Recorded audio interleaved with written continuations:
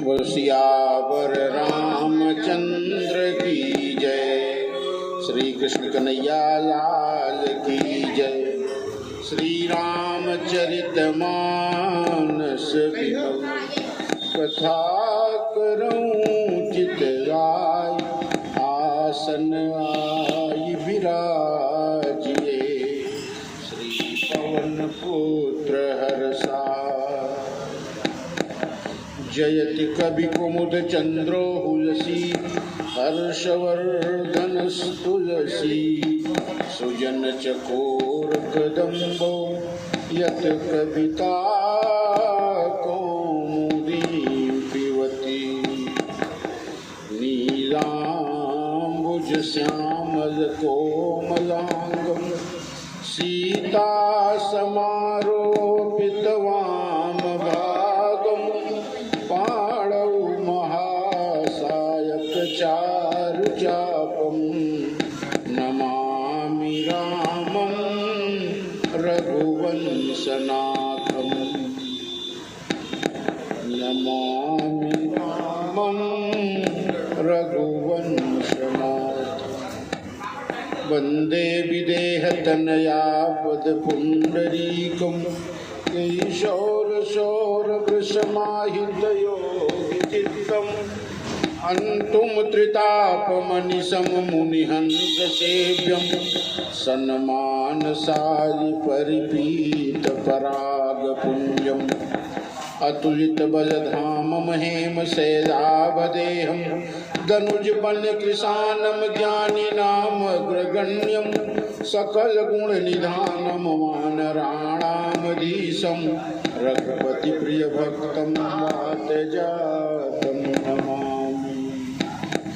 कर्पूरगौरं करुणावतारं। संसारसारं भुजगेन्द्रहारं। सदा वसन्तं हृदयारविन्दे। भवं भवानी सहितं नमामि। भवं भवानी सहितं नमामि। कृष्णाय वासुदेवाय देवकी नंदनाय च नंदगोपकुमाराय गोविन्दाय नमो नमः। नमो पंकजनाभाय नमो पंकजमालिने। नमो पंकजनेत्राय नमस्ते पंकजांगये। जय जय श्री राधारमण। जय जय नवल किशोर। जय गोपी चित चोर प्रभु।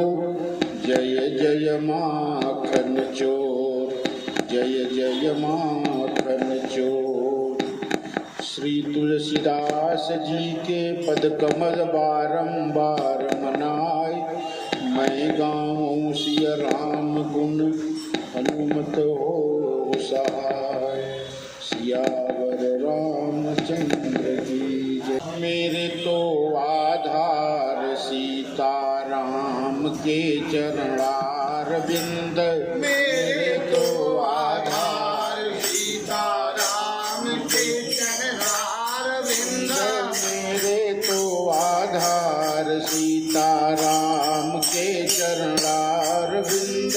मेरे तो आधार सीता राम के चरणार बिंद। मेरे तो आधार सीता राम के चरणार बिंद। मेरे तो आधार सीता राम के चरणार बिंद। मेरे तो आधार सीता राम के चरणार बिंद। मेरे तो आधार सीता राम के चरणार बिंद। मेरे तो आधार सीता राम के चरणार बिंद। मेरे तो आधार सीता राम के चरणार बिंद।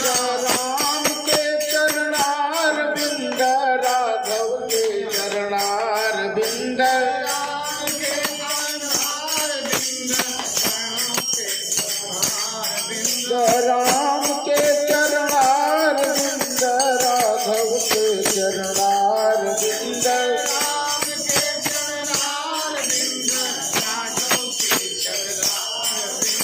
मेरे तो आधार सीताराम के चरणार बिंद मेरे तो आधार सीताराम के चरणार बिंद मेरे तो आधार सीताराम के चरणार बिंद मेरे तो आधार सीताराम के चरणार बिंद मेरे तो आधार सीताराम के चरणार बिंद मेरे तो आधार सीताराम के चरणार बिंद राम के चरणार बिंद राघव के चरणार बिंद राम के चरणार बिंद राघव के चरणार बिंद मेरे तो आधार सीताराम के चरणार बिंद मेरे तो आधार सीताराम के चरणार बिंद श्याम के चरणार बिंद श्यामा के चरणार बिंद श्याम के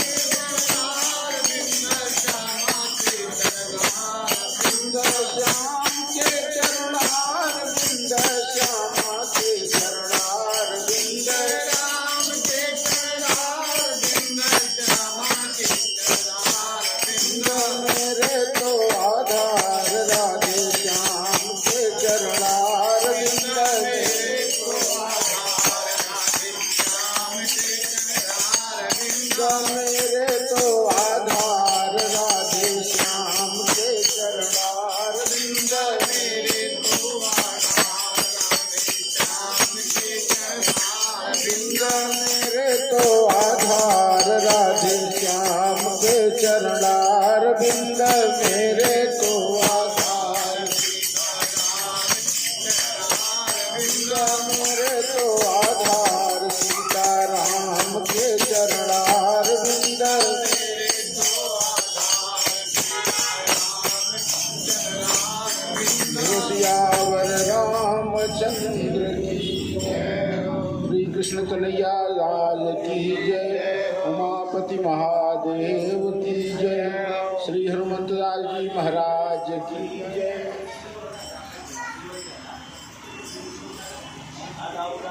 राम कथा शशि किरण समाना संत चकोर करहि जेहि पाना। भगवान श्री राम की कथा कितनी सुंदर है, कितनी पावन है। संत लोग किस प्रकार से इसका रसपान करते हैं, क्योंकि भगवान के नाम में और भगवान की कथा में वो गुण है। एक बार अगर प्रेम से लग जाए तो जहाँ जहाँ कथा होती है वहाँ वहाँ जाने का मन हमेशा तैयार रहता है। भगवान की कथा में वो रस है। यह कथा इतनी सुंदर क्यों?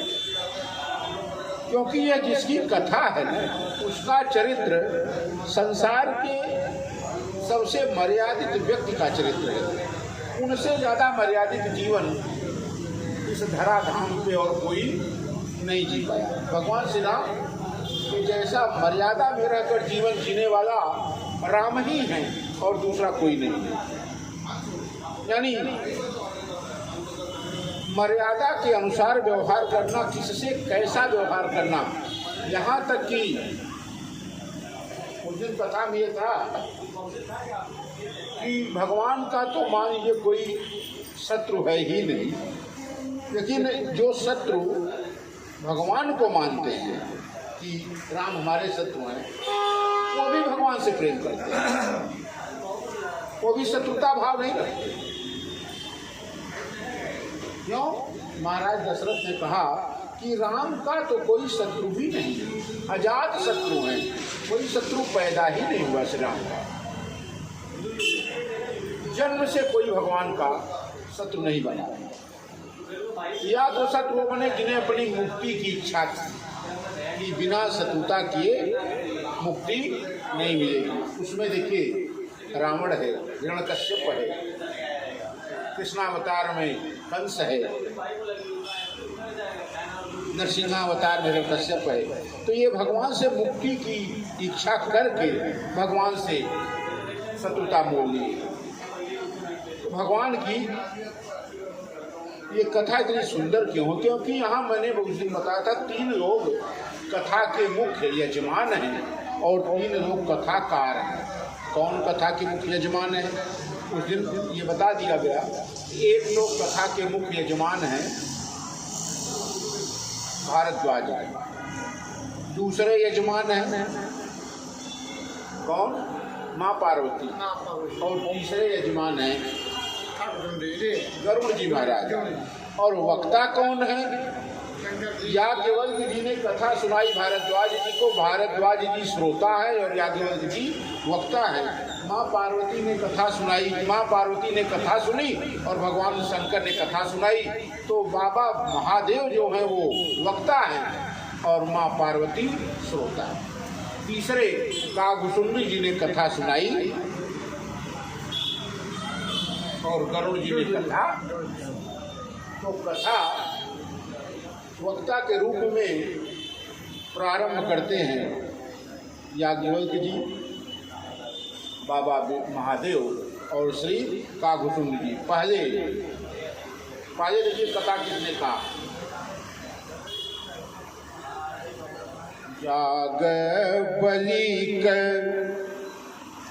याज्ञवल्क्य जी।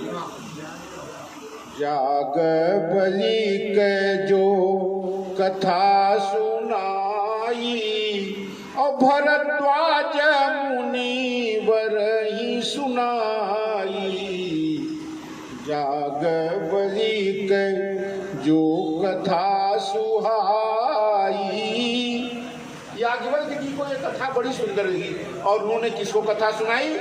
भरद्वाज मुनि बरही सुनाई।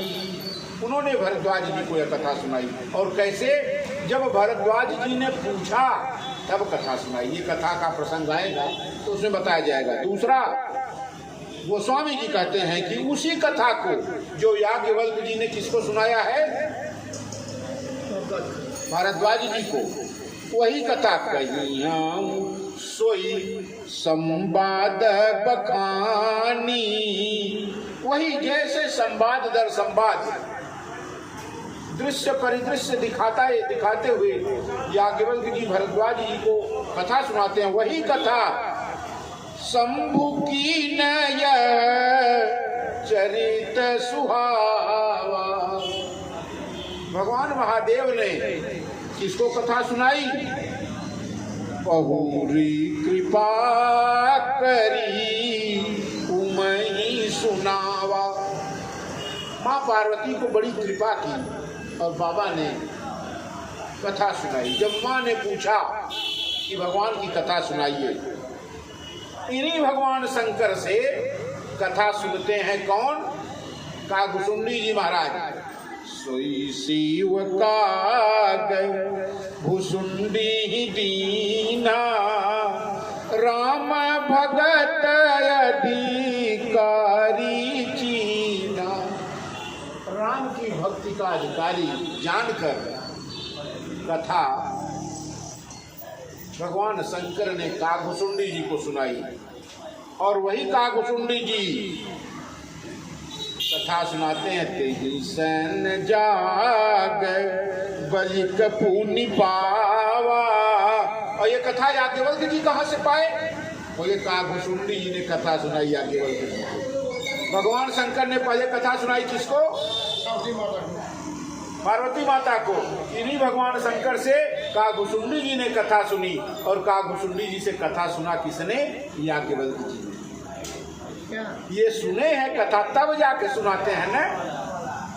आखिर वो कथा कौन सी है जिसको कथा, जो कथा बाबा भोले शंकर माँ पार्वती को सुनाते हैं, यही भोलेनाथ कागभूषुंडी जी को सुनाते हैं। और काकभुसुंडी जी याज्ञवल्क्य जी को सुनाते हैं, याज्ञवल्क्य जी भरद्वाज जी को सुनाते हैं, काकभुसुंडी जी ही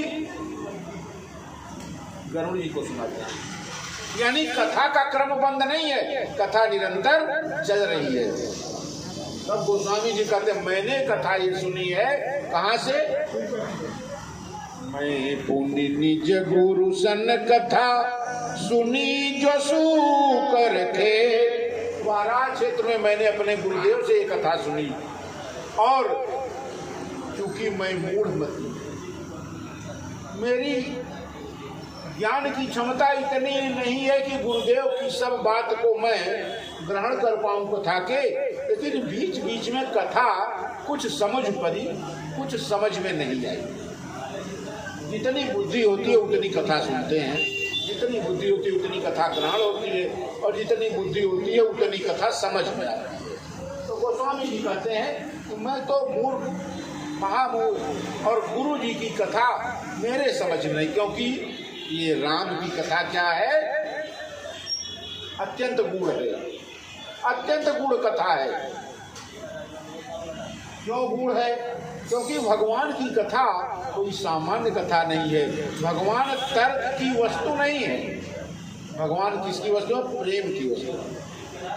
भगवान में दिमाग नहीं, मस्तिष्क नहीं लगाना है, भगवान में हृदय लगाना है। भगवान की कथा, राम कथा शशि किरण समान, वो राम की कथा है क्या? राम कथा शशि किरण समान। राम की कथा चंद्रमा की किरणों के समान है। आखिर किरण है तो किसके ऊपर जाएगी? क्योंकि चकोर एक पक्षी है, वो चंद्रमा की किरणों को हमेशा देखता है। हर चंद्रमा को 24 घंटे देखता है। क्यों? क्योंकि वो चंद्रमा की किरणों को पीता है, अपने अंदर ग्रहण करता है। तो ये चकोर कौन है? तो ये हमारे जो संत महात्मा हैं, यही चकोर है। राम की कथा चंद्रमा है और संत महात्मा जो हैं ये चकोर हैं। ये राम की कथा का निरंतर पान करते हैं। राम कथा शशि किरण समान, संत चकोर करई जे पाना। राम की कथा का पान करने वाला व्यक्ति संत होता है। ये मत कहिए कि संत ही चकोर बन के पान करते, नहीं। जो कथा सुनते हैं वो संत ही होते हैं, क्योंकि राम की कथा संतों को ही अच्छी लगती है। जो हृदय से संत हैं उनको राम की कथा अच्छी लगती है। वो निरंतर कथा के सुनने के प्रयास में रहते हैं, और ये कथा भगवान की अत्यंत हृदय स्पर्शी है। वो हृदय से कथा सुनते हैं। इस प्रकार से चकोर एक टक चंद्रमा को देखता है और उसकी किरणों का पान करता है। उसी प्रकार से संत पुरुष, संत महात्मा भगवान की कथा का रसपान करते हैं। कानों से भगवान की कथा सुनते हैं और नेत्रों से भगवान का दर्शन करते हैं, क्योंकि भगवान की कथा चंद्रमा के प्रकाश के समान शीतल है, सुखदायी है।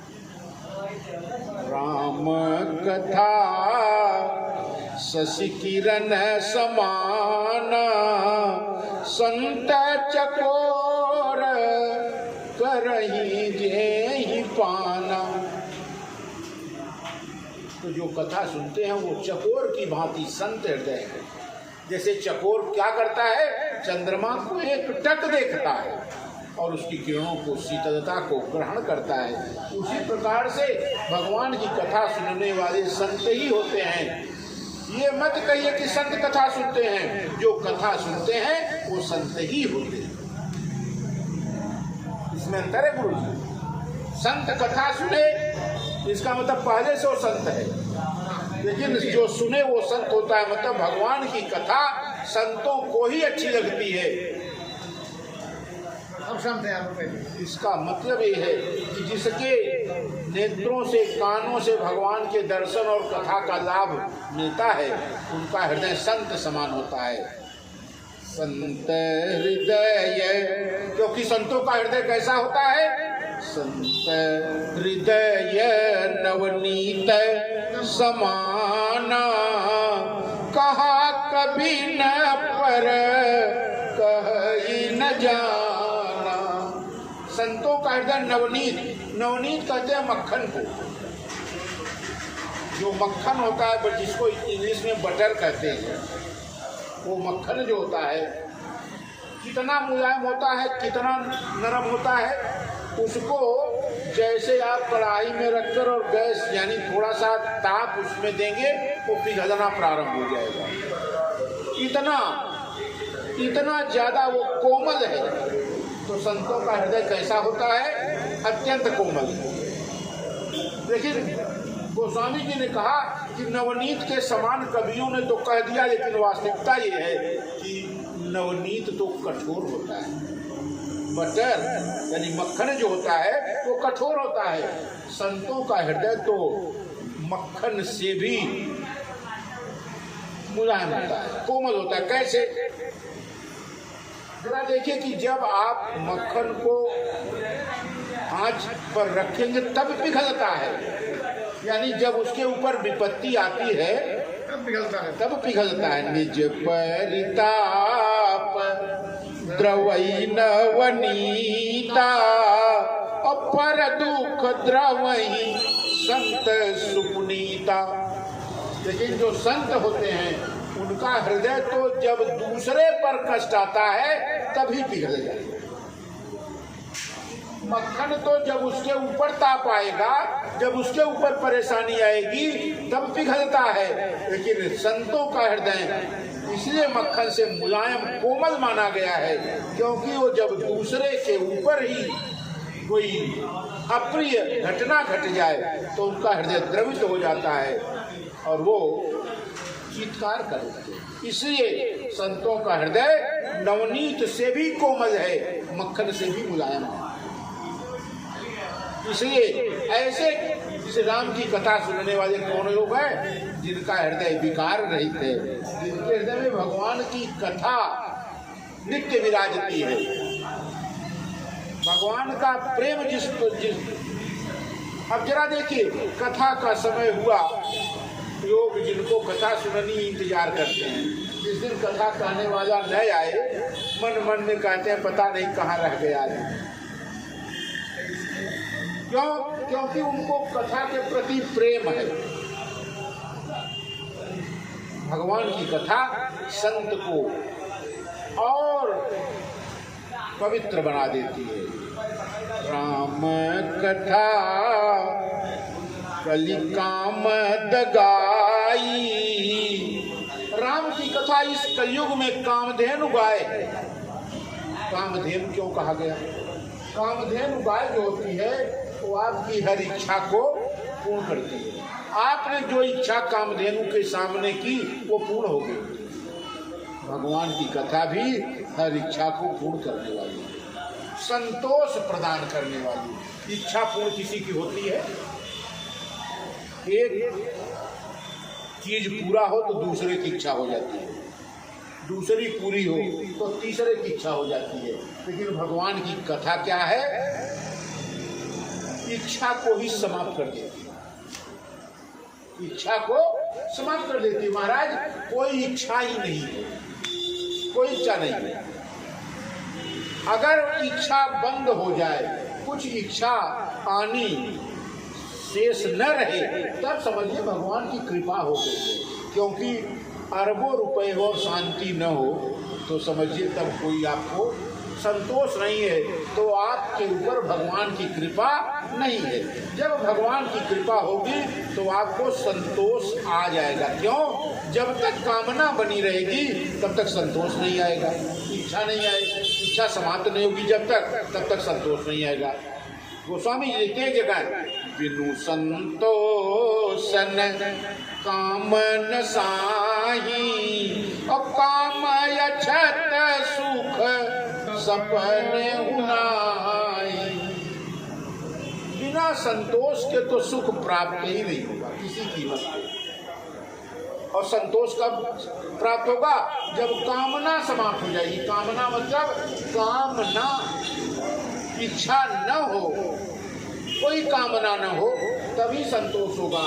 और जब संतोष होगा तभी बिनु संतोष न काम न साई, और काम अछत सुख सपने हुनाई।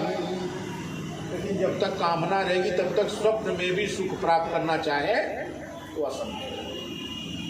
तो पहले कामना को समाप्त करिए। कामना का मतलब एकदम निर्विकार हो जाइए, नहीं, ईश्वर जो देता है उसमें संतुष्ट रहिए, बस यही बात। ये कथा सुनने का मेन उद्देश्य, यही मुख्य उद्देश्य यही है कि आपको संतोष की प्राप्ति। जब तक संतोष नहीं होगा तब तक सुख संभव नहीं है। बिनु संतोष न काम न साही, काम अछत सुख सपने होना है। और कथा और संतोष कब होगा? राम कृपा बिनु मिटी की कामा, थल विहीन तरु कबहू की जामा। कितना सुंदर उदाहरण दिया गोस्वामी जी ने कि आप कितने भी अच्छे फर्श पर, कितने भी अच्छी जगह पर अनाज बिखेर दीजिए, लेकिन उसमें से अंकुरण नहीं होगा। क्यों? किसी कीमत पे अंकुरण नहीं होगा वहाँ, क्योंकि अंकुरण के लिए भूमि का होना जरूरी है, मिट्टी का होना, चाहे गंदी मिट्टी ही क्यों न हो। लेकिन जब तक अनाज जमीन की मिट्टी नहीं पाएगा तब तक उसमें अनाज में अंकुरण नहीं होगा। उसी प्रकार से जब तक भगवान की कृपा नहीं होगी, राम कृपा बिनु, तब तक हृदय की कामना समाप्त नहीं हो सकती। हृदय की कामना समाप्त करनी है तो भगवान की कृपा प्राप्त करना पहली शर्त है, प्रथम शर्त है। भगवान की कृपा प्राप्त नहीं होगी तब तक आपको इच्छा, आपकी कामना समाप्त नहीं होगी। राम कृपा बिनु मिटी की कामा, अथल विहीन तरु कबहू की जामा। ये राम की कृपा का प्रभाव है, राम की कथा का प्रभाव है, आपके हृदय से कामना समाप्त कर दे। और जब कामना समाप्त हो जाए तो संतोष हो जाए। ध्यान दीजिएगा, संतोष सब सुखों की खाना। पड़ोसी के पास बड़ी संपत्ति, बड़ा वैभव है, उसको अगर आप अपने ऊपर लेंगे तो आपको संतोष, आपको कष्ट होगा। ईश्वर की कृपा मानकर चलिए कि हमारे ऊपर, हमें जितना कृपा करके भगवान ने दिया है, मैं तो उस लायक भी नहीं, तो संतोष होगा और तब भगवान की कृपा का एहसास होगा। और गोस्वामी जी कहते हैं, ते श्रोता वक्ता समशीला और समदर्शी जान नहीं है लीला। भगवान की लीला को कौन जानता है? जो सब में ईश्वर को देखता। समदर्शी, समदर्शी का मतलब होता है, जानते हैं? समदर्शी मतलब न अपना न पराया, सब एक जैसे। ये स्थिति कब आएगी? गोस्वामी जी ने कथा किनके लिए लिखी है? ऐसे लोगों के जो सब में अपना देखते हैं, सब में ईश्वर को देखते हैं। समदर्शी जाने हरि लीला, भगवान की लीला को वही जान सकते हैं जो सब में हरि को देखते हैं, जिनके लिए अपना और पराया नहीं है। वो समझिए भगवान के विशेष कृपा पात्र। ऐसे लोगों के लिए राम की कथा क्या है? संजीवनी। राम कथा कलिकामद गाई, सुजन सजीवन मूरी सुहाई। कि ऐसे सज्जनों के लिए संजीवनी बूटी से कम नहीं है राम की कथा। और राम की कथा का प्रभाव उनके चित्त पर ऐसा रहता है, वो भगवान की लीला को जानते हैं, वो समदर्शी हैं। भगवान क्या है? समदर्शी हैं। लेकिन भगवान की कृपा जिन पर हो जाती है, जो भगवान के सच्चे सेवक बन जाते हैं, वो भी समदर्शी हो जाते हैं। जब तक आपको, ध्यान दीजिए, अपने और पराये में भेद है। अगर कोई ये कहे कि भगवान की कृपा हम पर है या नहीं, इतने से आप समझ लीजिए, अगर अपने और पराये में भेद नहीं है तो समझिए आप पर भगवान की कृपा है। भेद नहीं है तो नहीं है, अगर भेद नहीं है तो है। अगर आप में अपने और पराये में भेद नहीं है तब भगवान की कृपा है। और अगर अपने और पराये में अंतर है आपको, तो आपके ऊपर भगवान की कृपा बिल्कुल नहीं। अब समझ जाइए कि भगवान की कृपा का प्रभाव क्या होता है। आपके मन की मलिनता को समाप्त कर देना और सबको एक जैसा समदर्शी जाने हर लीला। जो सबको एक समान मानते हैं, भगवान की लीला का बखान और भगवान की लीला का गुणगान और भगवान की विशेष कृपा का पात्र वही बन सकते हैं। इसलिए भगवान की कृपा पाने के लिए अपने और पराये का भेद। और कथा राम की ऐसी है, गूढ़ कथा है। जिस कथा को समझते हैं कि शायद कथा इसीलिए है, वो हो भी सकती है और नहीं भी हो सकती। राम कथा कली काम ददाई। राम की कथा कलयुग में कामधेनु है। कामधेनु गाय क्या होती है? कामधेनु गाय वशिष्ठ जी के पास, ध्यान दीजिएगा। उन्हीं कामधेनु की पुत्री नंदिनी परशुराम जी के पिता महर्षि जमदग्नि के पास, जिसको लाने के लिए, जिसको प्राप्त करने के लिए सहस्त्रबाहु अर्जुन ने जमदग्नि ऋषि को मौत के घाट उतार दिया, मार दिया। वो कथा श्रीमद् भागवत की कथा है। क्यों मार दिया, मौत के घाट से उतार दिया? क्योंकि वो चाहता था कामधेनु की पुत्री नंदिनी जो है, जब ऋषि के आश्रम में एक युद्ध से सहस्त्रबाहु अर्जुन आ रहे थे, राजा थे, युद्ध करके आ रहे थे, तो लाखों सेनाओं के साथ जमदग्नि ऋषि के आश्रम में रुके। अब देखा इतने बड़े राजा और इतनी बड़ी सेना का स्वागत कैसे किया जाए, तो जमदग्नि ऋषि ने नंदिनी के सामने हाथ जोड़कर प्रार्थना की कि मेरा सम्मान और सबका भोजन ये आपके हाथ में। कामधेनु इच्छा पूर्ति करने वाली गाय मानी जाती है उनकी पुत्री नंदिनी। उसने पूरी देवताओं की गाय है, इन्हीं से गौ माता कहा गया। पूरी व्यवस्था कर दी जंगल में, और एक बढ़िया से बढ़िया भोजन सब मिला, यानी ईश्वर की कृपा से भोजन भजन सब करके तृप्त हो गए। और जब जाने लगे तो गाय मांग, राजा थे सहस्त्रबाहु अर्जुन। जमदग्नि ऋषि ने कहा, महाराज हमारे पास और कोई संसाधन तो है नहीं, कोई अभ्यागत आता है तो उसकी सेवा करने के लिए नंदिनी तैयार रहती हैं। अगर इनको हम दे देंगे तो फिर आपको, तो फिर हम आने वाले अतिथियों की सेवा हमसे कैसे हो पाएगी। फिर भी राजा अड़ गया, नहीं हमको चाहिए ही ये गाय, और छीन कर जबरदस्ती दे गया, जबरदस्ती देके चला गया। तो इतना प्रभाव था नंदिनी का कि लाखों सेनाओं को घनघोर जंगल में, बियाबान जंगल में पूरी व्यवस्था जमदग्नि ऋषि ने की और अंत में जमदग्नि ऋषि को मार डाला।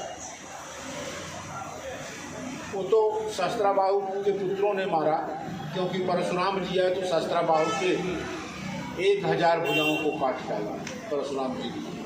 क्योंकि जब सुना कि सहस्त्राबाहु ने मेरी गाय गौ माता नंदिनी को छीन कर और लेके अपने राजधानी में चला गया है, तो परशुराम जी फरसा लेके उसके राजमहल में पहुंच गए। राज्य पहुंच गए और वहाँ नरमुंडों का सिर खड़ा कर दिया, पहाड़ खड़ा कर दिया। लेकिन जब वहाँ से आए तो काट डाला था, सबको मार डाला था, सहस्त्राबाहु को भी मार डाला था। और जब मार कर आए तो परशुराम जी के पिताजी ने पूछा कि क्या हुआ बेटा? तो उन्होंने कहा परशुराम जी ने कि पिताजी मैंने सहस्त्राबाहु का वध कर डाला। ओ बड़ा गलत हुआ। राजा बड़ा धर्मनिष्ठ राजा थे शस्त्रज, और लोभ में फंसकर नंदिनी को लेकर ऐसा कुकृत्य किया, छीनकर जबरदस्ती गाय को ले गए। ऐसा नहीं करना चाहिए। संत हैं जमदग्नि ऋषि, संत हैं, उन्होंने कहा ऐसा नहीं करना चाहिए था, नहीं मानना चाहिए था। राजा प्रजा का पालन करने वाला, प्रजा को हर प्रकार की सुख सुविधा देने वाला राजा, आपको ऐसा नहीं करना चाहिए। तब आपको राजा की हत्या का पाप लगा है। हाँ, आप करिए। आप देश के जितने भी मठ हैं, जितने भी तीर्थ स्थान हैं, सब में जाइए और आप पाप हत्या से मुक्त होइए, क्योंकि आपने राजा का पाप किया है। राजा में भगवान का अंश माना गया है, आपने राजा की हत्या की। परशुराम जी पिता की आज्ञा मानकर चल दिए। श्रीमद् भागवत की कथा है, चल दिए और वहां से घूमते घूमते कई जगह पर गए। इतने में सहस्त्राबाहु के पुत्रों ने आक्रमण कर दिया। और जरा देखिए कि नंदिनी गाय को लेकर परशुराम जी आए, उसके बाद हत्या कर दिया और परशुराम जी के पिताजी को मार डाला। पता लगा कि जब रोने लगे रेणुका तो परशुराम जी 5 भाई थे, 4 भाइयों को भी मार डाला। परशुराम जी अकेले बचे। माँ ने कहा कि बेटा परशुराम अब तुम कहाँ हो? तो जहाँ थे वहीं सुने। पितृभक्त थे, मातृभक्त थे परशुराम जी। माता जब रोने लगी तो परशुराम जी वहीं से फरसा लेके चले और पूरी नगरी को तहस नहस कर दिया, पुत्रों को सब मार डाले। और तब उन्होंने कहा कि धरती पर मैं एक भी क्षत्रिय जो है वंशी क्षत्रिय है नहीं छोड़ेंगे। सब क्षत्रियों को नहीं। सहस्त्राबाहु अर्जुन कौन वंश का था? है वंशी। उसने पिता को मारा था, 4 भाइयों को मारा था। तो परशुराम जी ने है वंशी क्षत्रियों को ढूंढ कर, ऐसा जो सब लोग कहते हैं कि परशुराम जी ने क्षत्रियों का संहार किया, जी नहीं, केवल सहस्त्राबाहु के खानदान से जो थे उनको, क्योंकि उन्होंने उनके पिता को 4 भाइयों की हत्या की थी। तो पितृभक्त और मातृभक्त थे। भगवान की कथा कहाँ से थी कि कलयुग में कामधेनु के समान है। वो कामधेनु किसके पास थी? वशिष्ठ जी के पास थी। वो कामधेनु किसके पास है? जरा देखिए, वशिष्ठ जी के पास है तो भगवान शिष्य बन कर आए, है ना। और नंदिनी जमदग्नि के ऋषि के पास है। उनके यहाँ भी कौन थे? परशुराम जी। परशुराम जी भगवान के आवेशावतार हैं, भगवान के अवतार हैं परशुराम। यानी इच्छा पूर्ति करने के लिए राम। अब कलयुग में तो कामधेनु नहीं है, तो कलयुग में कामधेनु क्या है? यही राम कथा कलि काम दगाई, सुजन सजीवन मूरी सुहाई। कलयुग में यही राम कथा जो है, यही कामधेनु गाएगा। इच्छा पूर्ति करने वाली राम कथा है। और इसको जो संत महात्मा गाते हैं जो संत महात्मा सुनते हैं, यानी सुनने वाले जो हैं वो संत महात्मा हैं। क्योंकि राम की कथा तो देख तो रहे हैं, कथा सुनने वाले 10 लोग हैं, जबकि हजारों लोग गुजर रहे हैं। तो जिसके ऊपर भगवान की कृपा होगी वो भगवान की कथा में कहीं भी सुनेगा, नहीं तो चलते फिरते राम की कथा मन में ही गाता चलेगा। ध्यान दीजिएगा, अगर आप कथा कहीं नहीं सुन रहे हैं ना और मन में कथा गाते हुए चल रहे हैं, कथा नहीं हनुमान चालीसा कुछ भी, तो गोस्वामी जी कहते हैं कि कलयुग में अगर किसी को भगवान की कथा सुननी है तो किस प्रकार का फल देती है कथा? वो कामधेनु के समान, कामद गाय। और गाय क्या होती है? गाय सामान्य रूप से गाय को भारत में गौ माता माना गया है, लेकिन कामधेनु जो है वो सब इच्छा की पूर्ति करने वाली है। इसीलिए राम की कथा की तुलना कामधेनु से की गई है। ध्यान दीजिए। और ऐसे लोग जो भगवान की कथा सुनते हैं, जो समदर्शी हैं, उनको तीनों कालों का ज्ञान होता है। भगवान की कथा का प्रभाव जरा देखिए। जानई तीनों लोकों का ज्ञान उनके पास है। भगवान की कथा की महिमा ये है, जानई 3 लोक 3 काल निज ज्ञान। भगवान की कथा का ये प्रभाव कि उनको तीनों कालों का ज्ञान है, भूत भविष्य और वर्तमान। इसलिए वे न तो भविष्य की चिंता करते हैं और न भूतकाल का प्रायश्चित करते हैं। भगवान की वर्तमान में उपस्थित होकर भगवान की कथा सुनते हैं और भगवान की कथा का आनंद प्राप्त करते हैं।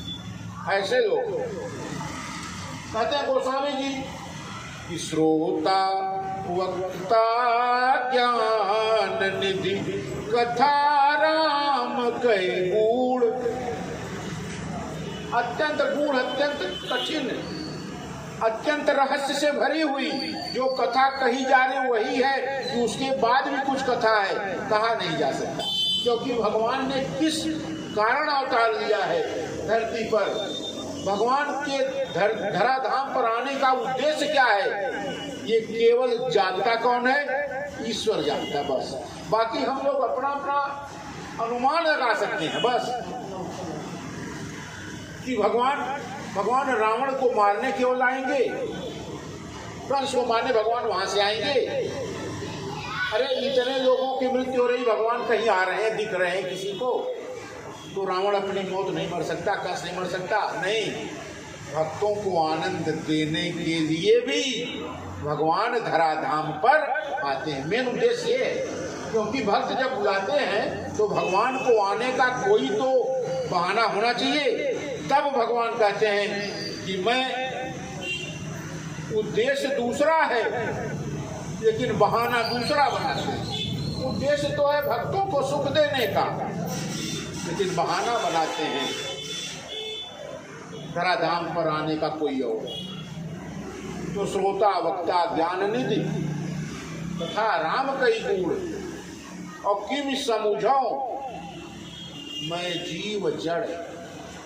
जीवात्मा भगवान की कथा को तब तक नहीं समझ सकती जब तक भगवान से एकाकार न हो जाए, भगवान में मिलने के लिए बेताब न हो जाए, तब तक भगवान के रहस्य को नहीं समझ सकती। तो इसलिए भगवान की कथा क्या है? तो ये भगवान की कथा जो है ना, ये क्या क्या देती, क्या क्या देती भगवान की कथा। भगवान की कथा देखिए, कह रहे किसके लिए है, क्या देती है? बुध विश्राम सकल जन रंजन, राम कथा कली कलुष विभंजन। राम की कथा जो बुद्धिमान है, जो विद्वान है, उनके लिए विश्राम। जरा ध्यान दीजिएगा, राम कथा क्या है? कलयुग में कामधेनु गाय है, लेकिन जो विद्वान प्राणी हैं वो भगवान की कथा सुनकर आनंद उठाते हैं। इसे उनको बुध विश्राम सकल जन रंजनी और राम कथा कली कलुष विभंजनी।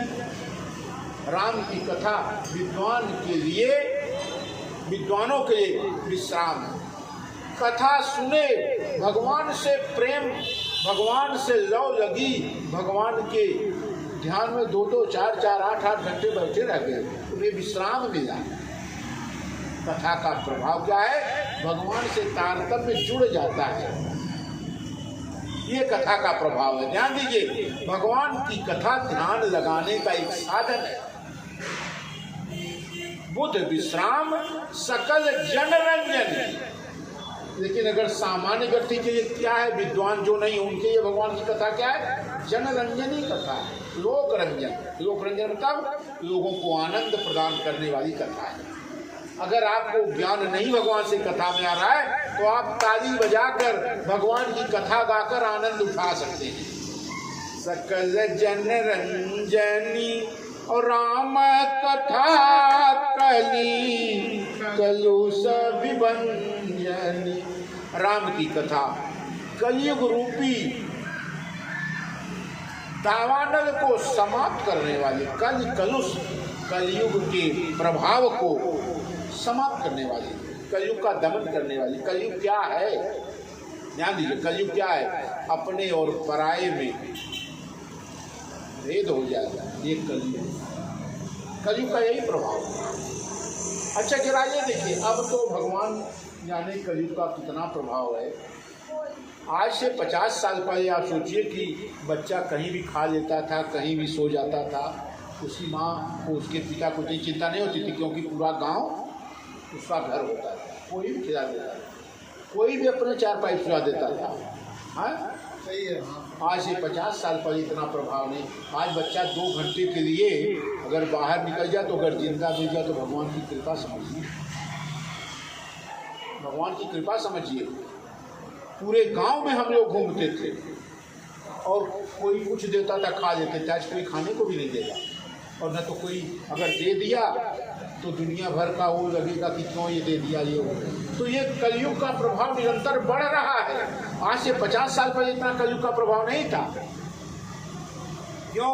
तब सज्जन थे, तब धर्म से जुड़े लोग थे। आज तो भगवान मालिक है,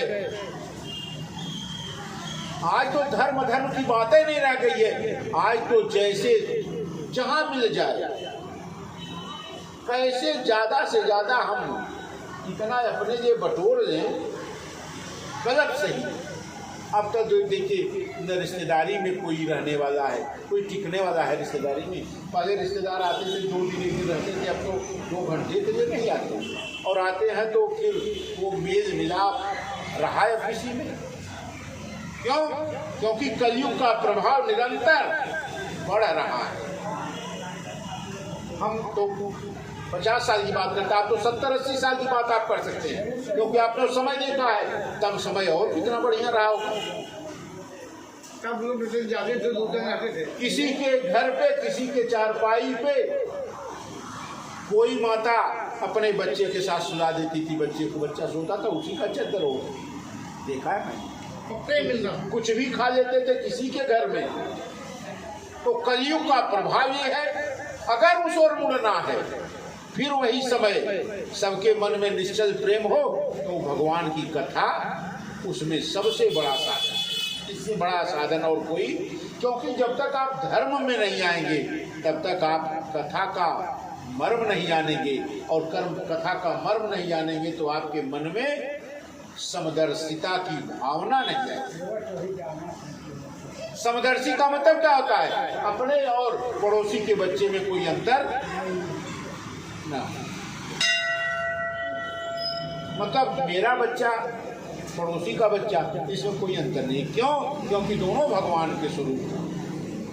ये कहते तो जरूर सब हैं, लेकिन अंतर बहुत करते। पहले ऐसा जमाना मैंने देखा है कि जो माताएं अपने बच्चों को दूध पिलाती थी, दूसरा बच्चा है तो उसी कटोरी में उसको भी पिलाती थी। यही सत्य था गांव का। कभी कभी घर की बात देखिए कि गांव में जब पुराने जमाने में गन्ने वगैरह होते थे, कोलू में बच्चे हाथ से एक बाल्टी रस और फिर हर बच्चों को बैठा के रस पिला दिया जाता था।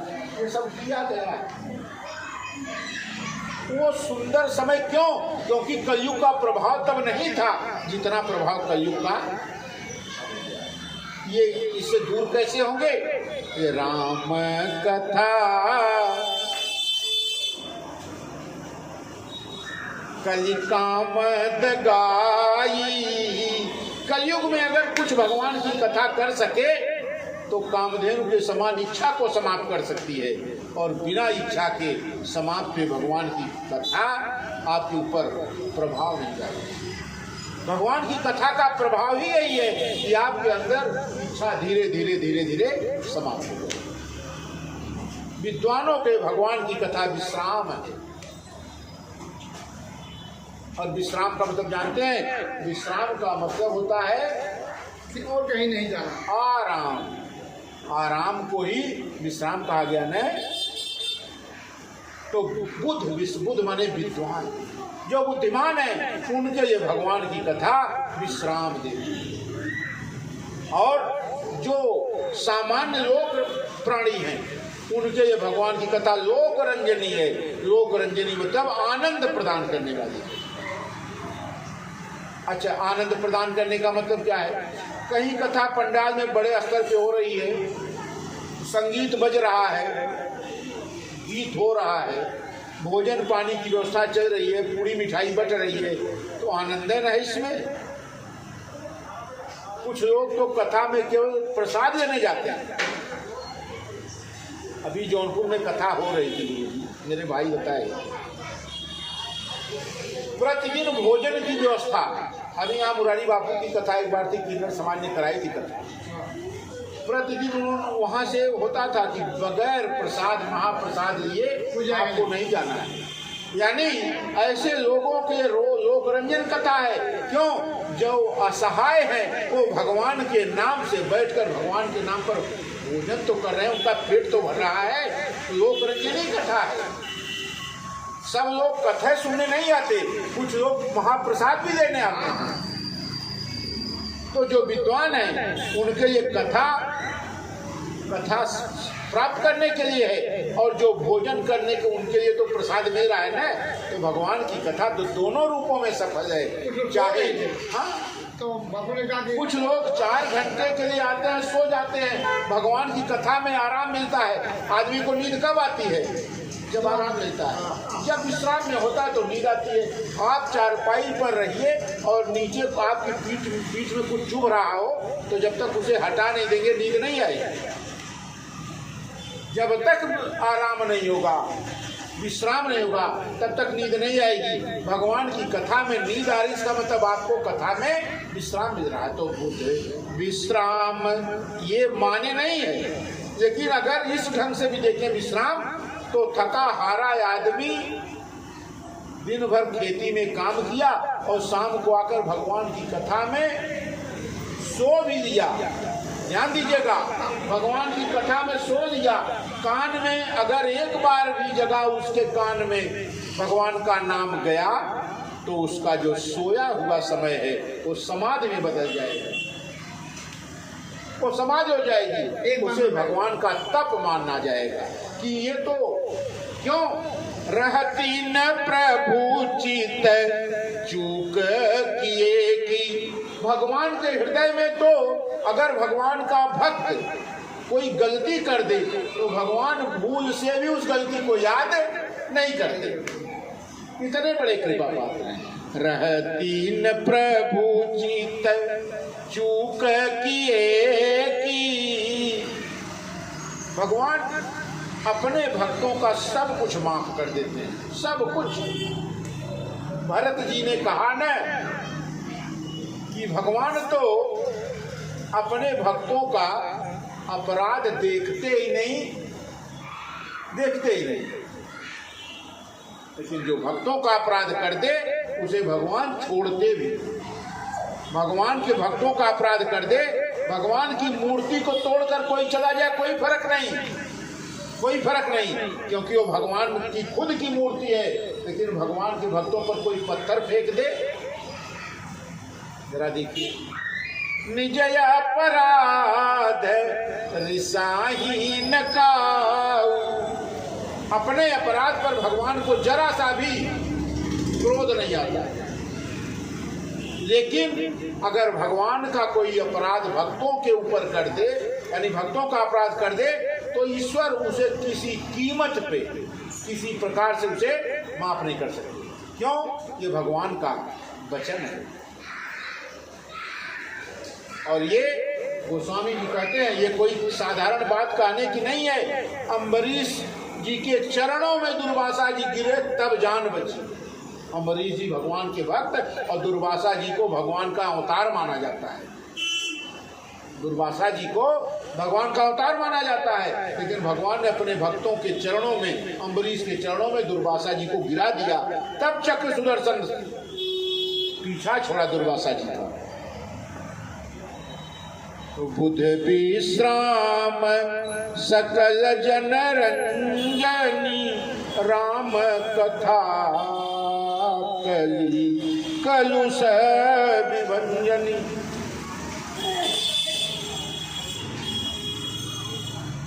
राम कथा कली पन्नग भरनी। देखिए, राम कथा क्या है? कलयुग रूपी सर्प को डसने के लिए, कलयुग रूपी सर्प को खाने के गरुड़ जी के समान है। जिसने राम की कथा सुन ली है, जो राम की कथा में प्रवीण है, जो राम की कथा का श्रवण करता है, उसे कलयुग रूपी सर्प कुछ उसका नहीं करता। उससे क्या करते हैं? भगवान की कथा रूपी, भगवान की कथा रूपी जो गरुड़ है, वो कलयुग रूपी सर्प को ग्रस लेता है, समाप्त कर देता है। अच्छा, जरा ध्यान दीजिए, गरुड़ पक्षी कौन है? जो सर्प ही जिनका भोग है। भाई, गरुड़ कौन है? सर्प ही भोजन है उनके, वो सर्प ही खाते हैं। क्योंकि जो दो माताएं थी, कश्यप की कई पत्नियां थी ना, तो कश्यप जो वनिता है उनके पुत्र हैं ये, और इनकी जो विमाता है कद्रु, वो सर्पों की माता है। तो सर्पों की माता और वनिता, कद्रु और वनिता में कभी आपस में जमी नहीं, हाँ, कभी आपस में प्रेम नहीं रहा, तो बहुत परेशान करते थे। तो भगवान से वरदान मांगा, हमें एक ऐसा पुत्र दीजिए जो कद्रु के पुत्रों से हमारी जान की रक्षा कर सके। तब गरुड़ जी का आवागमन हुआ, तब आगमन हुआ गरुड़ जी का। और गरुड़ जी सर्पों के सबसे बड़े दुश्मन हैं। इसलिए राम की कथा क्या है? बोले गरुड़ जी, राम की कथा गरुड़ जी के समान है। ये कलयुग रूपी जो सर्प है, इसको समाप्त करना है तो श्री राम कथा रूपी गरुड़ जी के द्वारा ही समाप्त हो सकती है। सियावर रामचंद्र की जय। कथा विसर्जन होत है, सुनऊ वीर हनुमान। राम लखन सीता सहित करऊ सदा कल्याण। श्री राम जय राम, जय जय राम। श्री राम जय राम, जय जय राम। श्री राम जय राम, जय जय राम। श्री राम जय